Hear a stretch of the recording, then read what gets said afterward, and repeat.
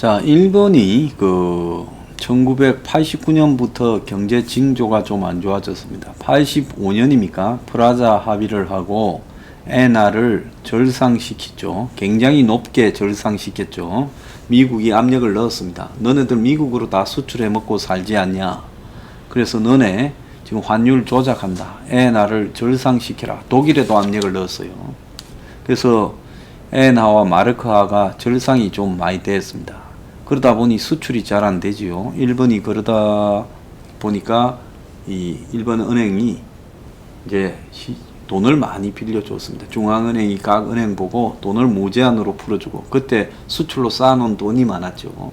그러니까 기업들은 이제 수출하기보다는 부동산을 사거나 이런 걸 해가지고 돈을 버는 쪽이 낫겠다고 해서 거기에 집중했습니다. 그러다가 거품이 꺼지면서 일본이 이제 전체 기업이나 개인 다수가 빚더미에 올라앉았고, 91년부터 잃어버린 이제 20년, 현재도 뭐 별로 썩 좋지 않으니까 잃어버린 30년이 계속되고 있고, 옛날 같은 좋은 시절은 오지 않았습니다. 근데 그때 일본 정부에서 처음 겪는 일이니까, 패망 이후에 2차 대전 계속 경제가 성장해왔지 안 좋은 적이 없으니까 착각을 한 겁니다. 어떻게 해야 될지를 몰란 거죠. 돈을 계속 풀면 그 돈을 가지고 제조업에 돈이 들어가서 긍정적으로 쓰여져서 경제가 살아날 거로 봤는데, 아무리 돈을 풀어도 돈을 갖고 가라고 중앙은행이 일반은행에 던져주고, 또 은행은 사람들, 기업이나 개인들한테 돈 좀 제발 쓰라, 거의 이자도 없다고 해도 돈을 안 쓰고 오히려 법을 떼진 부채, 빚을 안 쓰고 아끼고 아껴가지고 도로 갚고 있더라는 거예요. 그러니까 엄청난 돈을 풀어도 돈이 시중에 돌지 못하는 유동성의 함정이 났다는 겁니다. 자, 그런데 지금 한국은 부동산이나 주식의 광풍이 안 꺼졌어요. 자, 일본은 그래도 부동산 붐이 엄청나게 올라갔다가 거품이 꺼지면서 내리앉으면서 돈을 풀어도 돈이 안 도는 유동성의 함정이 생겼지만은, 한국은 아직까지 그런 거품이 폭발해서 꺼져가지고 충격이 오지 않았는데, 지금 실물 경제 붐은 완전히 냉골이라도 그런 냉골이 없이 찾고 위에 주식하고 지금 부동산만 뜨끈뜨끈하다는 겁니다. 이것도 이제 처음 겪는 현상이니까 나중에 이제 경제가 다 망하고 나면 이것이 학술적으로 정리가 될 거라고 봅니다. 그래서 자산시장, 부동산이나 주식은 뜨끈뜨끈한데 실물 경제는 완전히 식었다는 겁니다.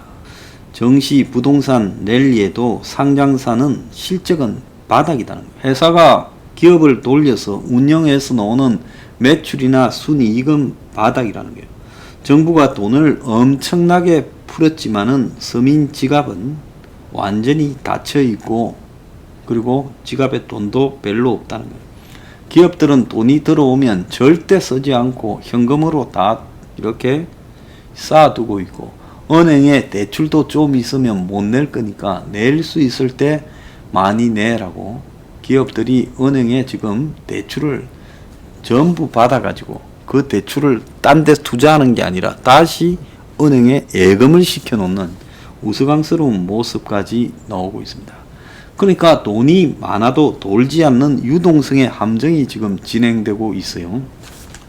오늘 아침 신문에 보면 집값이 17년 만에 가장 많이 올랐다. 이달 주택 매매 가격 상승률이 1.43%다. 2003년 5월에 1.63 이후의 최대폭이다. 2003년에는 이게 IMF 기적 효과죠. IMF로 한 4년간 이렇게 가라앉아 있다가 그때부터 오르기 시작을 좀 했는데요.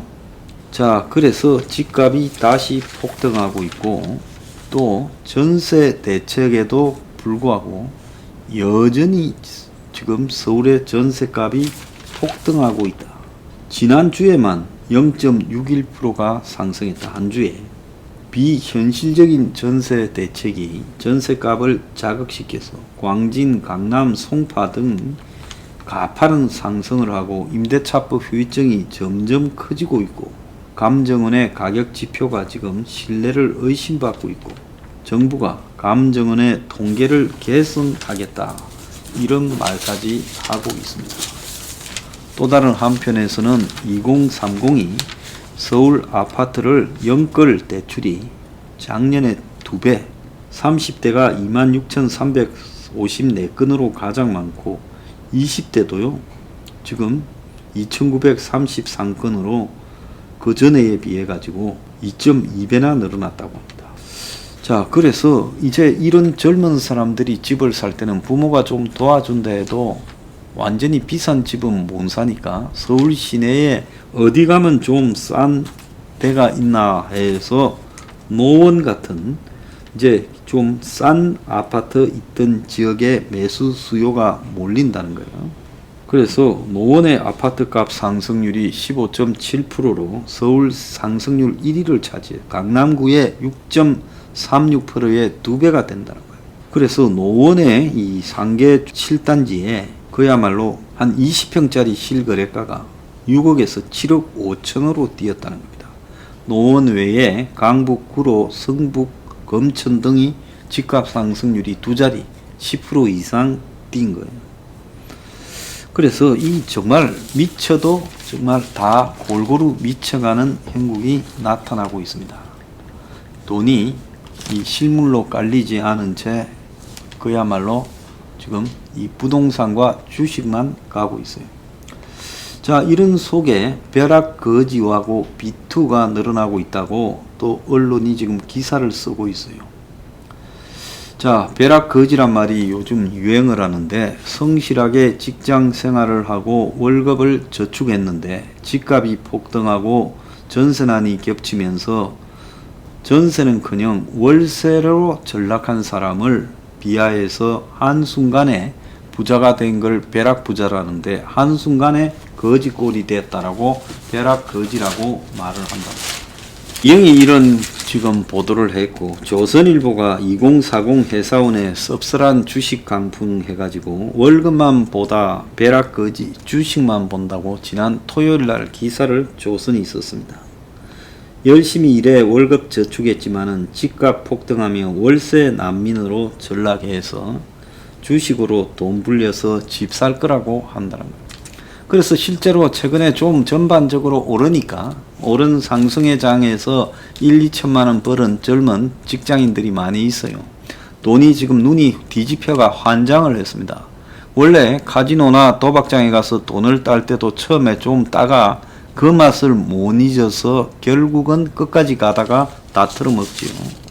지금 온 언론에는 같은 연차 직장 동료가 집을 샀느냐 안 샀느냐에 따라 신분이 달라진 이야기들이 넘쳐나고 무주택자 스트레스가 이루 말을 못하고 그러니까 집을 가지고 승부를 볼 수 없는 사람들은 주식시장에 눈을 돌린다는 거예요.